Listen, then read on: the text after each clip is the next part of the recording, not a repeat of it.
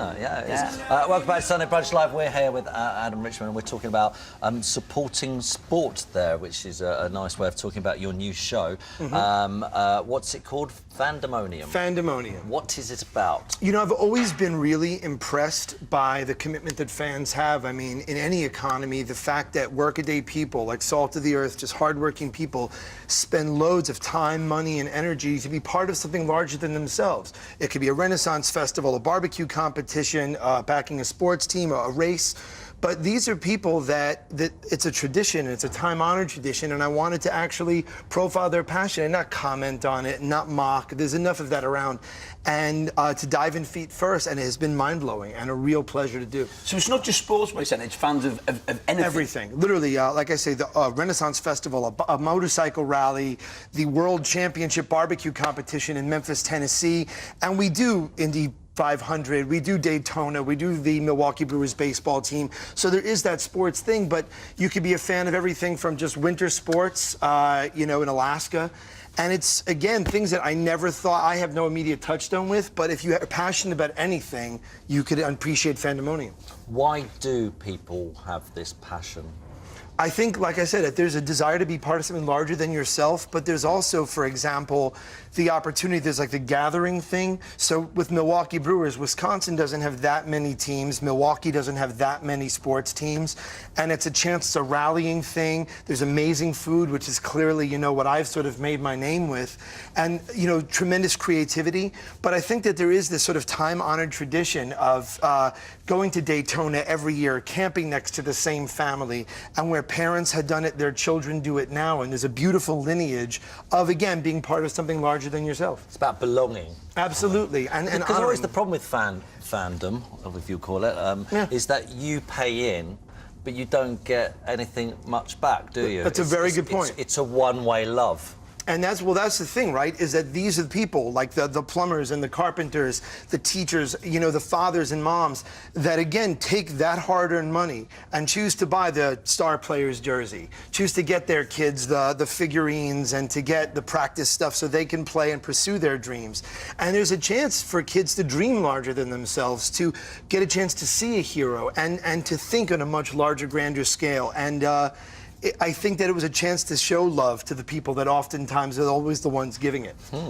Is there something which connects the One Direction fan to the football fan? Are they doing the same thing? Well, actually, I found out through his really wonderful son that I didn't know. Is it Liam plays for Accrington Stanley? Yeah, but he's playing for Doncaster Rovers, isn't he, this week, Liam? He did play. He played in the Resis, Yeah, in the reserves. 5,000 people turned up instead of 100. Really? But you see, but that's what I mean. And Doncaster Rovers reaped the benefit of somebody like throwing a little bit of attention their way. It's one of the reasons that for me, as you would say, a football fan in America, the chance to, again, throw the beautiful game, a little bit of love in my country that sadly is now only coming to embrace it.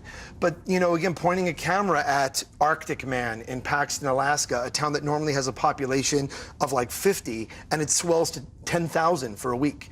And to get a chance to show these people, to not mock, to not be derisive, and to say, hey, look, they're wonderful, awesome, passionate people that make great food, that have an amazing time, and you can too if you cotton to that passion as well. All right, let's have a clip of the show. Let's have a look. Let's do it. Brian began making delicious tributes to Daytona in 2010 when he created his first edible race car. This year, he took his obsession to another level with a giant replica that took 2 days and $300 worth of groceries to build. We have Lake Geloid, okay? And we have Victory Lane, Victory Lane, okay? And then we have the Rice Krispie track, obviously, with marshmallow guardrails. This is the porking lot right here, the porking lot. Lot. You guys like actually just shout out on the cars that are yet to be. Oh, yeah. Race well, race hard, turn left and go fast. I'll see. That was my big brother who weighs 80 pounds more than I. You've lost a lot of weight. I have indeed. Ironically enough, it was the footage, the raw footage from Daytona that sort of lit the fire under me a little bit. That and Soccer Aid, you know. But really, it was seeing that. But it was an amazing. You're playing in Soccer Aid. I am. I'm in the rest of world squash, the Soccer Aid. You were telling me before the show, you're so excited about that. I am. Playing. You've been training? I have been. I've been training meticulously. I've got a really great trainer. Both of my trainers are from the UK, and I get my workouts via email and text from them. I travel with boots, balls, cones, you name it. What position are you? I'm probably going to try to play false nine, like off the left shoulder of the target man, or play centre mid, central attacking mid. He asked my Hamish if he'd train him. He sent me an email and said, would Hamish train? And Hamish's response was? He said 3 things. Adam, like Adam. Then he said, is he any good, and how much will he pay me? I was like, good lad. You do love football, and we Tremendously. got this great footage. You support Spurs, and you got to go to White Hart Lane, and it got quite emotional for you. It's great, this footage. Oh boy, here we go. Love it.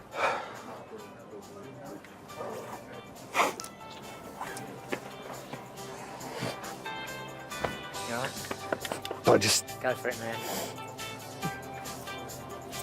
it's stupid. I never thought I'd see it.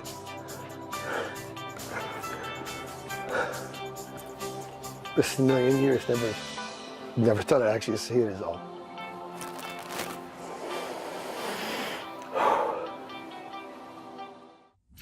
Do you know what? Really? Most Spurs fans do that. There's always a stage in their life they go, what have I done? I was filling up a little bit. I was filling up a little bit, and just remembering that goal John Flanagan scored when we beat them 5-0 earlier in the season. That made me, a little bit tear up as well. At two, Simon. Thank you.